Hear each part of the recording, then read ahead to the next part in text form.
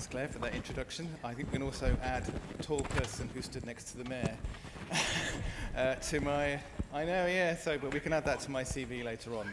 So London's a really vibrant and extraordinary place, one that's skilled in reinvention, and its heritage and culture is all around us. And I think, as we've just heard, that story of place is so incredibly important in terms of getting communities to champion and explore their stories. We feel passionate about it and empowered about it.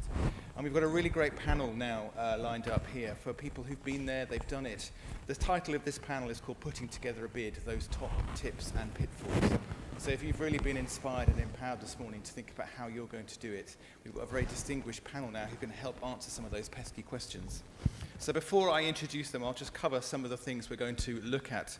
We'll be looking about how you can make the best case for your bid, the benefits of forming strong partnerships, how to leverage support for funding, how to express the need behind your vision, pesky pitfalls to avoid, as well as how to engage others and bring them with you on your journey. So to introduce the panel, we have John Pywell. John is Director of Culture and Place at Hull City Council. Lots to share from your recent experience, I think, and there's been some very interesting stuff coming out this week about Hull. 9 out of 10 people already this year have engaged in activities as a result of Hull City of Culture, which is just extraordinary. We have Steve Green. Steve has been a member of the selection panel for what European Capitals of Culture for 5 years, so he hopefully will have a keen eye for what makes a good and bad bid. Jean Cameron is a project director for Paisley's bid to the UK City of Culture in 2021 and has led and shaped a number of national and lead international festivals. And last but not least, Amanda Smethurst is currently the National Peer Learning Manager for the Creative People and Places Network, inspiring communities to champion the arts. I feel like a chat show host now. I should ask which one of you has got a book out or something like that, maybe. But I think I'll start with you, Steve. You must have seen a whole menagerie of bids in your career, the good and the bad. So for you, what makes a really good bid stand out? What are those defining characteristics that really make you think this is something special?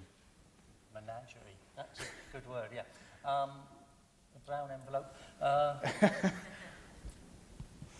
Claire said it all, if I can put some different structure to it. One's very technical. The criteria, Shanine mentioned this morning. There is what you want to do locally, and there's what the competition requires of you. You have to overlap the two circles. So we've seen many bids absolutely perfect in their local situation, but nothing to do with what the competition wants, and vice versa. So there's a technical element. But more importantly, I think it's ambition. And as Claire said, it's not something for 2019 and 2020. What you're looking at is 2025, and if you can't look ahead to what your borough will want to look like in 2025, don't bid. It is not a one-year showcase celebration. It's easy to have, hard work, but easy to have a one-year celebration. But the following year, the cynicism and loss of trust that will happen in your borough will make it so bad, you'll leave. So it is really looking ahead at where you want to be, and this is a process, not an event. The mayor of Petch, who was European Capital of Culture a few years ago, said he only realised just how important and effective that year had been 5 years later. And that is what you have to aim for. You're changing people's views and attitudes, mostly in your borough, then in London, perhaps elsewhere, but you're changing those views over time. And it's consistency. So on a simple note, you have to have co-funding. That is the minimum new money you're going to put to culture in your borough for the next 5 years, not just a one-off budget, because you have to sustain what you're doing. Citizens, it can't be top-down. Don't develop it simply by the culture department in the borough plus a few cultural operators, either in London or in the borough. You have to start next week with your residents, and you have to ask them and get them to say, what do they want? They're not going to get everything. What's right with the borough? What's wrong with the borough? And you've got, say, Galway, for example, the capital in 2020. What they found was they've got a tremendous cultural program, international festivals. But people said, but it's the same every year.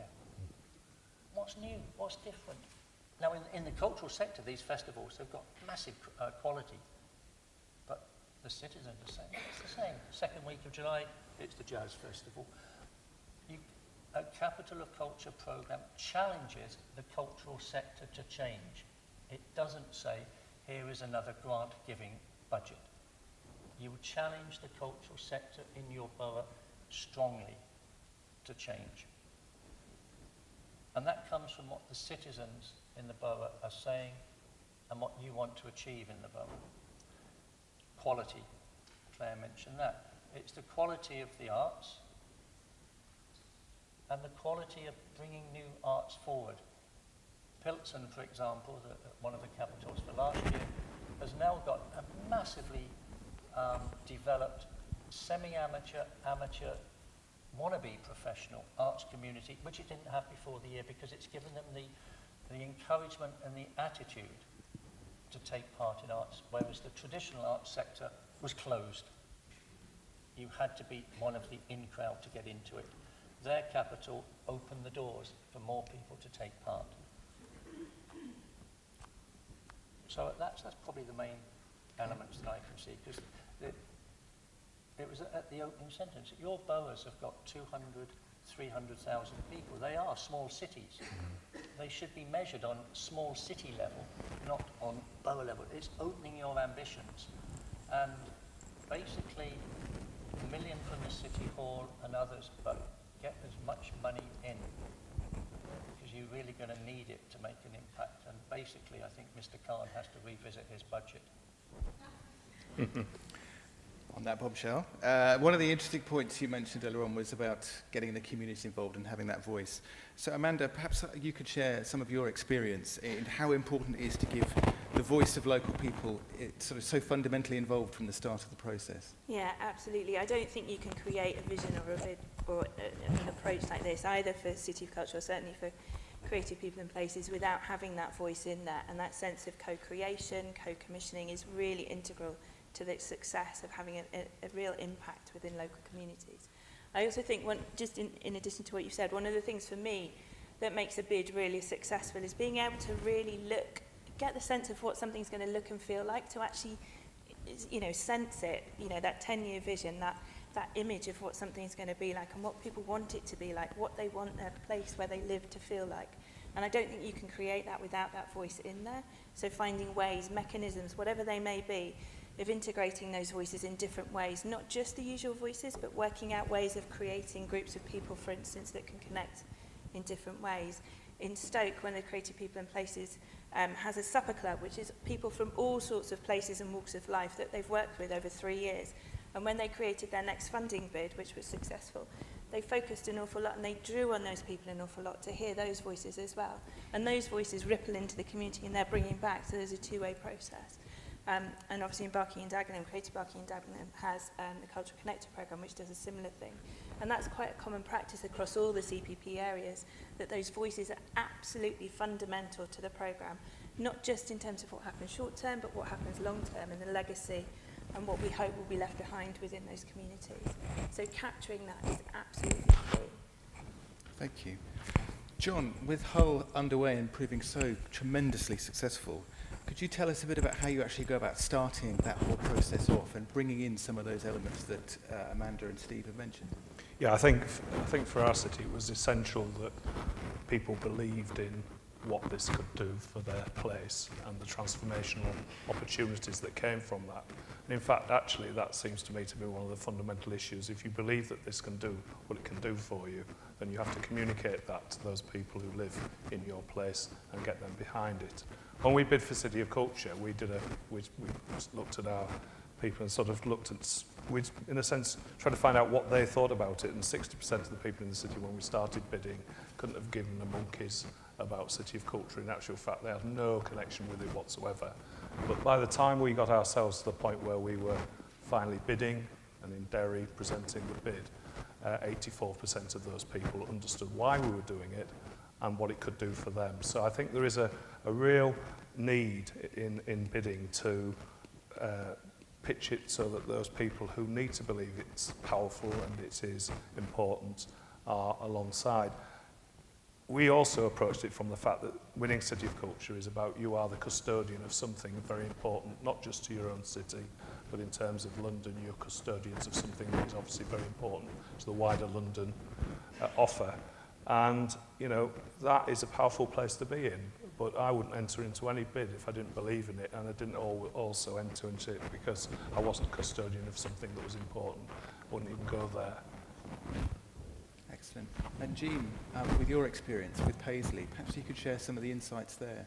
Okay, I'm really glad the question is what makes for a successful bid. Yep. Because we're up against 10 other places and just about to hear about the shortlist. That was the question. And do you know, honestly, it's the right question. Your question is about what's successful for your place rather than a winning bid, because the process of bidding is a gift in itself. I think it is about that, the fine grain of a place's culture, its own distinct nature, and its own distinct needs. So, you know, like, we're the largest town in Scotland, 76,000 people. We're smaller than yourselves, than many of yourselves. And we've really tied in terms of our conversations, cultural conversations, which we always have artists at the table facilitating, by the way. We tied in our vision for the place, but our priority in terms of what we needed to change, and then looked at how those answered the questions and the nature and the construct of the competition. So always tying in need and vision together. Excellent, thank you. And just a question to the panel. I mean, how do you ensure that bids are deliverable? Because there's a lot of talk about vision, there's a lot of talk about involving the communities, but there's lots of practical steps you're going to have to take to turn that vision into a real project. So what are your kind of top tips for ensuring that something actually works on the ground? I think whenever you bid for something, the first thing is being honest about what it is you want it to do for you. And the people who are going to assess your bid will know something about you or know something about what your offer is. So honesty is probably the most important thing, and seeing it, as everybody said, as part of a long-term trajectory. So you can see where that bid will lead you, what it will do for your communities well after the point at which you've finished delivering it. So I think honesty is very important. The second thing is that however you pitch this, you've got to have strong leadership within your organisations, particularly from my point of view as a council officer, from the members. And we were very clear with our members right from the start that they were not going to be programming. And for those of you who've been in the place where members program, it's not a great place to be, but we, through strong management, sorry members who are here if there's any, but you're probably not the best people to program. So we put that very firmly away from our members' hands. They had to live with that and still do, because actually it's the only way we can deliver this with the people who really need to be engaged in the process. I think the other thing for us is in terms of how we learnt to move this forward. Yes, we had a very clear message about Hull wanting it, Hull needing it, and Hull could deliver it. But we were very clear that this wasn't just about cultural regeneration, although that was very important in terms of the language of the city, the DNA of the city, and how the city moved forward. But this was part of a wider placemaking agenda that needed the participation of not just obviously the arts and cultural sector, but those other sectors that will make this work. So, you know, again, it's how you view it, but your place is a venue for this. The whole of your place needs to be seen as a venue.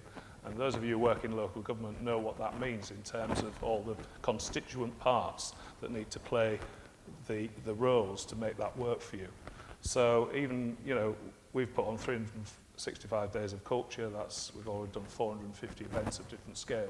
Without our transport networks engaging with that, without all those things that aren't very sexy being involved with it, that could have presented us with problems. So what I'm saying there is learn from that in terms of it being a whole borough approach and an approach that takes in everybody who is going to help you make this happen.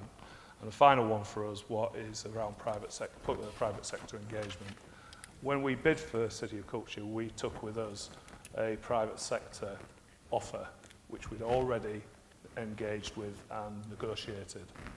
And it was a powerful way of saying that the city meant business, not just the arts and the cultural sector.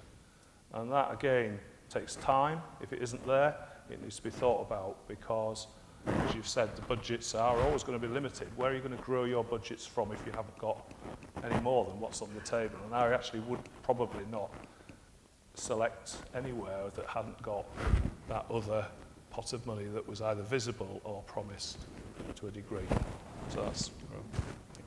Jean, John said it very quickly, but I think it's worth reflecting on.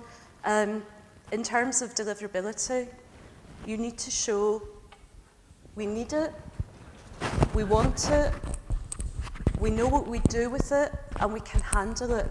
So in terms of your governance structures and in determining and thinking about who in your area can you bring round the table that's best placed to show each of those things. So our bid, we've got Police Scotland round the table, we've got NHS round the table, but our community groups, in terms of saying we want it, have led on 30,000 people engaging with the bid, and that's half of our population. And also I find that there's the very notion of saying you're bidding as well. There's a real generosity out there. So for us, nobody knew who to really come to in Renfrewshire, where Paisley is, to say, we want to work with you. And actually by saying we're up for this, we're having new conversations with Creative Scotland, Events Scotland, Young Scot, lots of whole different agencies. So there's a generosity there, actually, by saying, we're here, we're up for it. Amanda, anything to add? All of those. For me, collaboration is really, really critical, and I think there's something about the honesty of collaboration and what those partnerships can bring and what they can't bring as well, in terms of making something really strong and robust. The Creative People and Places bids are formed on the basis of consortium, and for many areas that's been perceived as when the grants are awarded, money's coming into an area and people want a piece of that, and there's been something quite difficult about how those conversations are had, and I think the places have learnt from that around honesty, around what is on offer and what isn't on offer. And without wanting to kind of be the voice of doom, I think there's also something really important about being clear from the get-go or from the bidding process where things could go wrong as well, and just thinking about that in advance rather than waiting for the things to happen that may go wrong. Because partnership projects and City of Culture and all the rest of it are very complex beasts, and things will happen and things will go wrong. So setting off that journey with those honest conversations and agreeing kind of, if you like, the values around how you want to work together is really critical for me to make sure you get a robust partnership that actually can weather the storms and have those difficult conversations along the way as well. So there's something about that kind of context set up at the beginning when you're writing the bids. Thank you. I mean, let's stick with the doing a bit. I mean, at the start, Steve, you talked about some of the hallmarks of some of the stronger projects. You must have also seen some that are less than inspiring. So I guess, could you share some of the kind of pitfalls and errors that you've seen? Anonymously, perhaps. Okay.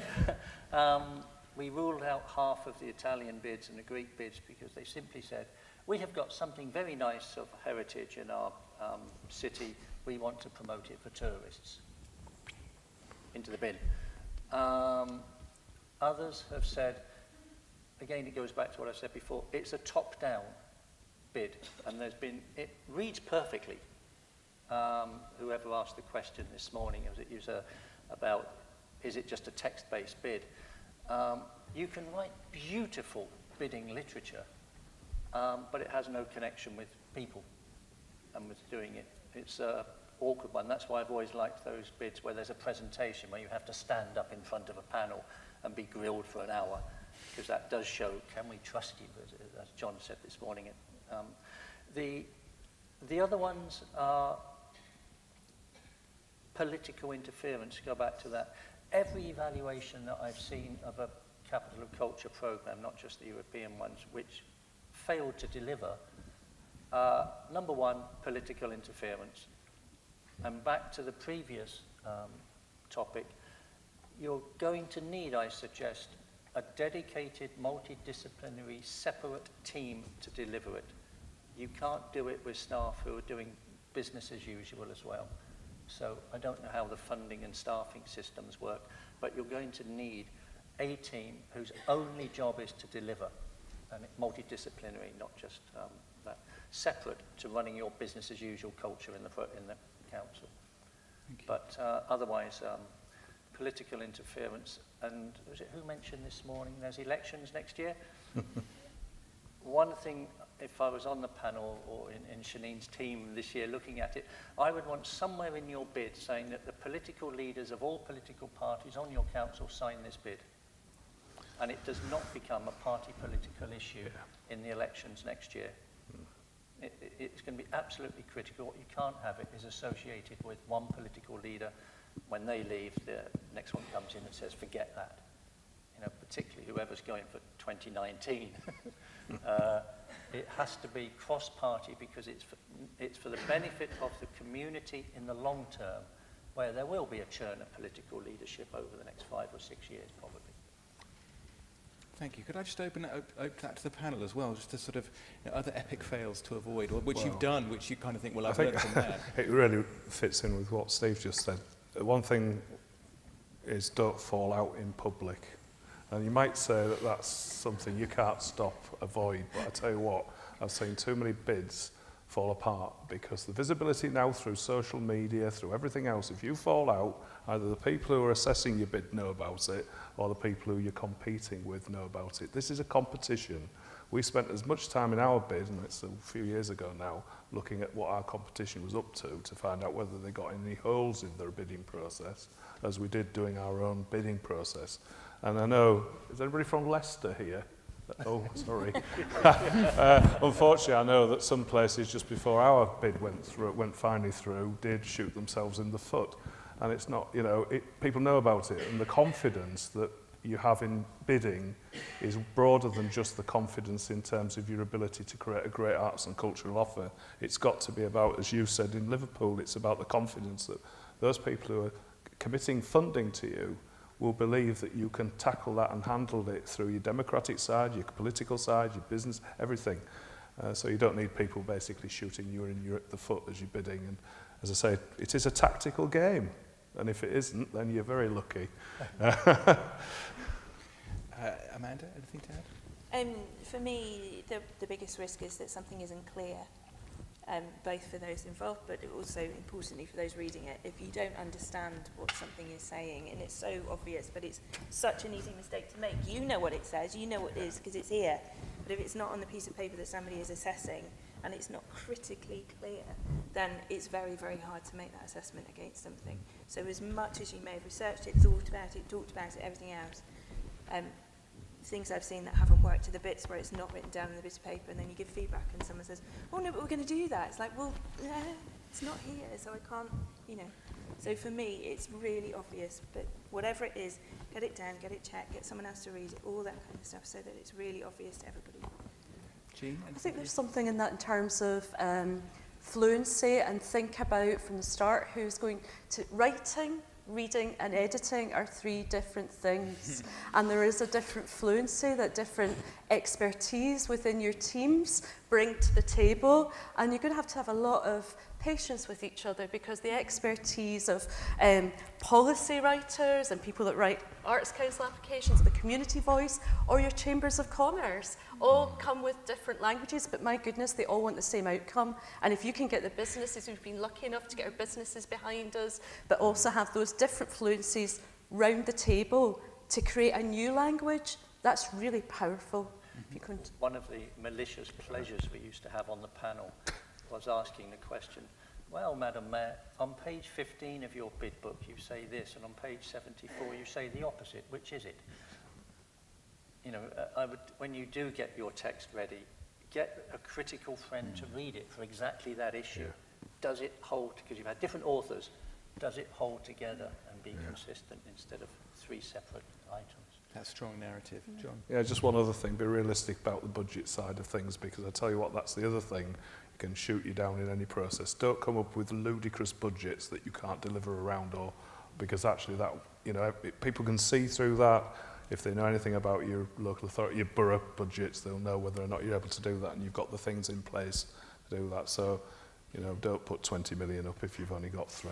It's, but people do, because they think that will, basically speaking, influence people to selecting you. So being realistic. I think that's about other things too, well, this is about ambition, it's about scale, it's about giving a sense of your place. don't over push your luck on it, because that sometimes people, if they know you, they'll know whether you can do that and whether you've got those things there. But similarly, I suppose on the opposite side of that, don't not see this. And I think you, Claire, you meant step change. I mean, it is about demonstrating over a period of time how you can make this work. And I think that's more exciting, actually, knowing where you're taking it than even the year's going to be. Stuart, could I ask just another thing? Don't pigeonhole people either. Some of the best ideas are going to come from, you're going to have your cultural programmes and arts officers, but be really open to colleagues across the whole borough coming up with the best ideas. Like our business improvement district, they've ran the largest public art trail in our town. Didn't come from anywhere else. You know, so be open to the porous nature of what colleagues can bring and their creativity. Excellent. We've got about 10-15 minutes left, so what I'm going to do now is open up to the floor for people to ask questions of our panel. So you've heard their experience and what they've been through, so who would like to ask a question first? Or have all the carbs at lunchtime begun to settle? Somebody must have a question. Claire, what would you do differently? Capacity.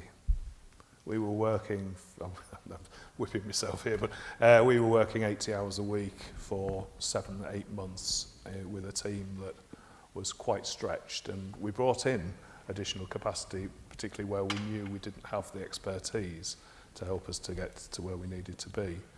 But, you know, the old adage, if you work for local government or boroughs, is, you know, you do your day job and plus, and sometimes that there's a point at which with some of this that can be quite trying. But I'll just put it into context. I'm still working 80 hours a week now, so I don't quite know where I went wrong. but it, you know, the prize for any of you, and that's what you've got to aim for. What is the prize? Our prize was obviously this year, but the prize now is next year, the years after that, and you know, I think capacity is an issue, and you can bring it in from other places. I know that, but bid writing is an art.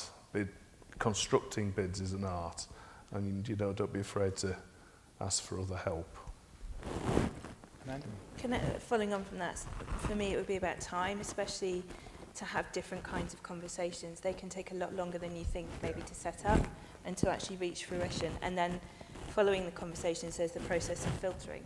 So having the conversation isn't the end point, that's the beginning. Because you then need to filter and refine and make sure that the bid works and play that back and so on. So it's a really cyclical process. And to do that properly and to do it well and meaningfully, it takes a long time.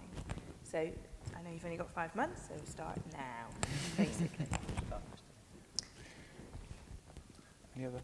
Mine, from what I've seen, is I wouldn't have open meetings in the consultation. I would have small, go to where people already are, rather than you haven't got the staff at the time. So if people are already meeting, whether it's in a church or a mosque community, whether it's sports, wherever, go to where they are, ask permission, etc., and explain to small groups rather than getting, you know, have a town hall meeting and just ask people to turn up. They don't really work. And don't treat it as a planning department exercise. This is real consultation for change, not a tick box exercise. Jean, anything you would do different? We were right in the thick of it, but I would say something about that time. What worked in month 1, don't roll it out in month 3, because the sophistication and the depth of consultation will have changed. So don't just always be live in it and be creative with it. Great. Yeah. Any other questions? Yep, over here.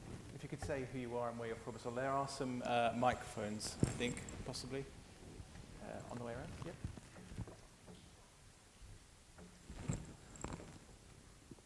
Hi, I'm Marika. I'm a curator. I'm working with Barking and Dagenham Council. Just a question really about how you went public with the process of the bid in terms of the area that you're working in, and how you mitigated against the potential disappointment that communities might experience if the bid hadn't been successful. Is there someone specific you want to ask that of, or any panel member? I suppose specifically people that have been through the process of being successful in their bid. So how did you go public with this process? Well, some of that was dictated to by the fact that the process was very visible. It was launched and it was out there, so the same as this, people know it's there. In terms of the actually engaging with the audiences, our media partner was incredibly important, and that was our local media partner with BBC and also our local paper at the time. So our engagement was we got our media partners involved very quickly, so we could use those as a very clear conduit through to our communities. And, you know, that's served us very well in terms of what we're doing even now, because we've kept that relationship going.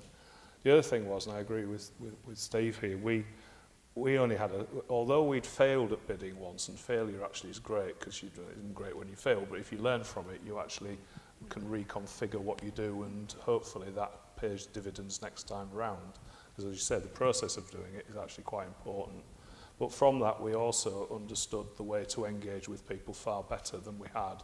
So, you know, smaller groups where you can actually focus on things that maybe aren't just about the programme, but are about the themes that define you as a place. Those things that people will buy into, that people can actually work around and within, are actually quite important. We came up with 4, and they still stand now, because they were about a city that had lost its voice, retelling its story, and retelling it around things that all communities, whether it was the arts and cultural community or any other community, could get to. But we let that come from them. It wasn't top down, as you say. It was very much, and that served us well, because then people started buying in to the idea quite quickly. So those 60% who couldn't have given a monkeys to start off with, they were persuaded through a very very interactive campaign over time to get them to buy into it, because it was real to people in the city.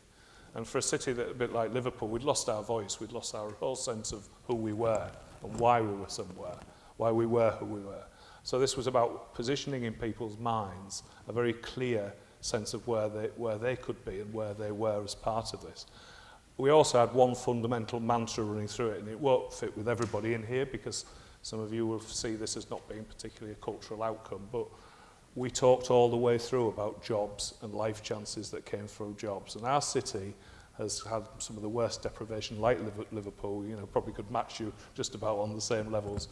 So we used something that people actually could see as being a tangible outcome for them, and it's worked dividends. We'd set a target of 7,500 jobs in 10 years, and sound like a lot, most to us. We've just got over 7,300 jobs in 5, which are real jobs, and those communities are seeing the outcome. But you have to find, don't you, something that people resonate with. You know, does it mean something to them, this? Because sometimes what we do doesn't, does it? It's, you know, it's somebody else's job is culture. It's a nice thing to do. The worst thing you can do is also just say it's about going out for a pint, because most people get that one.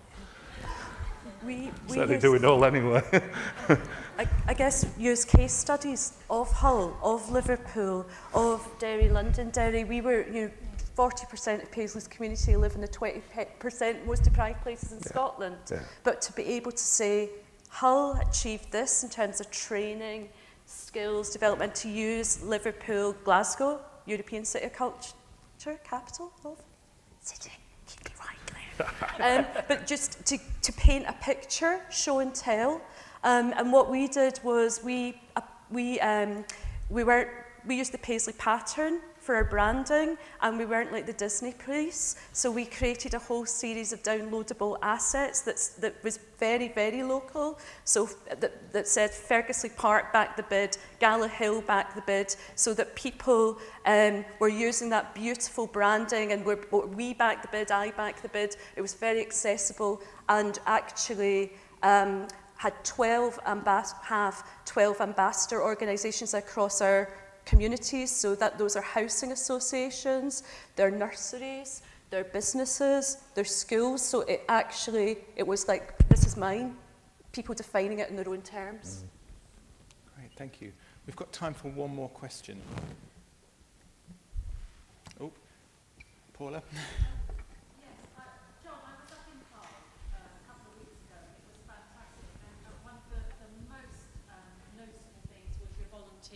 Yeah. And it was from the moment you got off the train.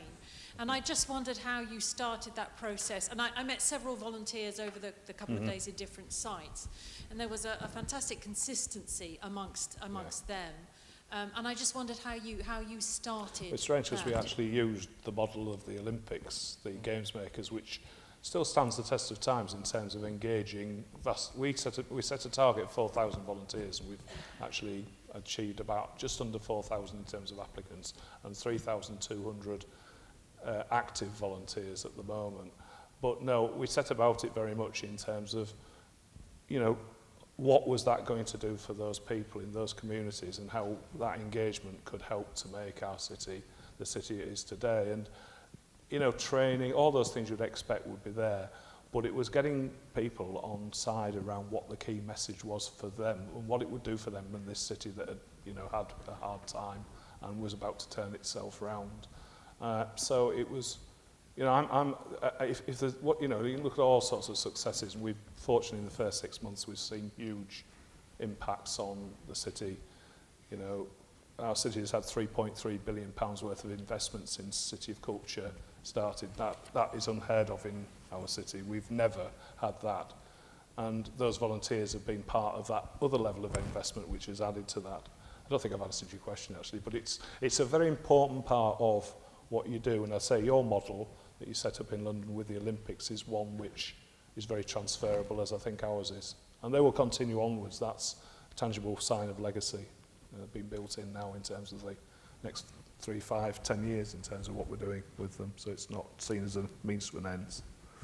Thank you, John. Our time has come to an end. So to sum up, you've got to deliver something that's long-term, community-driven, rooted in what's right for your borough, and avoids political interference. So good luck with all of that. Please put your hands together and thank our panel.